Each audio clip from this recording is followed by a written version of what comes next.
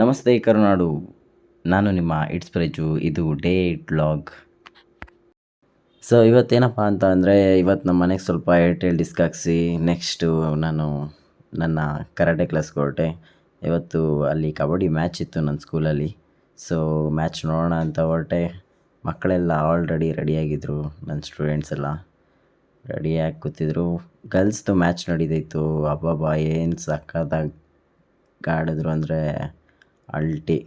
ಅದರಲ್ಲೂ ಹಳ್ಳಿ ಹುಡುಗಿರು ಸುಮ್ಮನೆನಾ. ನೆಕ್ಸ್ಟ್ ನಮ್ಮ ಹುಡುಗರೆಲ್ಲ ರೆಡಿಯಾಗಿ ನಿಂತ್ಕೊಂಡ್ರು, ನೋಡಿ ಹೇಗೆ ಆಡ್ತಾರೆ ಅಂತ ಗೇಮು. ಸಖತ್ ಕ್ರೇಜಿಯಾಗಿತ್ತು ಕಣ್ರಿ, ನೋಡ್ಕೊಂಡು ಬನ್ನಿ ಹಾಗೆ. ಈ ಮ್ಯಾಚ್ ಬಂದು ಸೆಂಟ್ ವಿನ್ಸೆಂಟ್ ಮತ್ತು MIT ಸ್ಕೂಲಿಗೆ ಬಿದ್ದಿತ್ತು. ಸೊ ಬನ್ನಿ ಯಾರು ಹೊಡಿತಾರೆ ನೋಡೋಣ.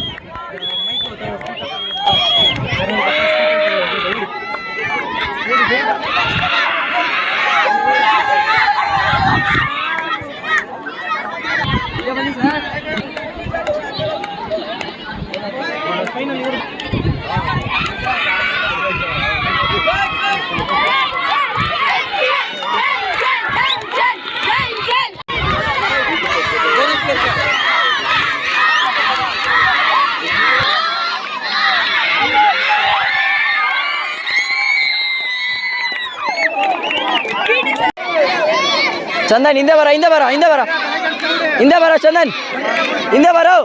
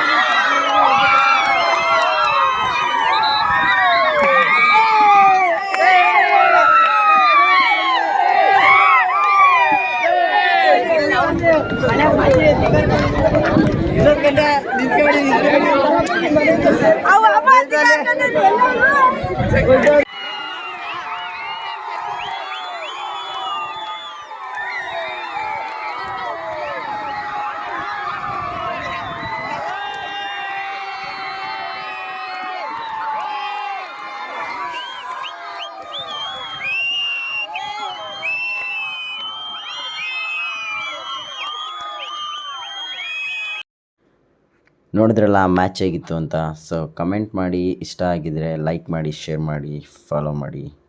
ನೆಕ್ಸ್ಟ್ ಹೊರಡ್ತಾ ಇದ್ದಾಗೇ ಮಳೆ ಶುರು ಆಯಿತು.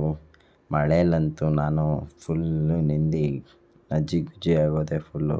ಅಯ್ಯೋ, ಅದಾಗ್ತಿದ್ದಾಗೆ ಸ್ಕೂಲ್ಗೆ ಹೊರಟ್ವಿ. ಸ್ಕೂಲ್ಗೆ ಹೋಗಿ ಒಂದು ಚಿಕ್ಕದಾಗಿ ಒಂದು ಪಿಕ್ ತಗೊಂಡು ಸ್ವಲ್ಪ ಮತ್ತು ಮನೆಗೆ ಬಂದು ಫ್ರೆಶ್ ಅಪ್ ಆಗಿ ನಂದು ಇನ್ನೊಂದು ಸ್ಕೂಲ್ ಇತ್ತು. ಈಗ ಸ್ಕೂಲ್ ಬಂದು ಅದು ಹಾಸ್ಟೆಲ್ಲು.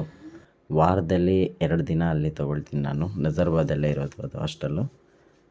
ಸೊ ಮಕ್ಕಳು ಹೋಗ್ತಾ ಇದ್ದಾಗೆ ಸ್ನ್ಯಾಕ್ಸ್ ತಿಂತಾಯಿದ್ರು. ಸ್ವಲ್ಪ ಸ್ನ್ಯಾಕ್ಸ್ ತಿನ್ಕೊಂಡು ಬರಲಿ ಅಂತ ಅಂದ್ಬಿಟ್ಟು ವೆಯ್ಟ್ ಮಾಡ್ತಾಯಿದ್ದೆ.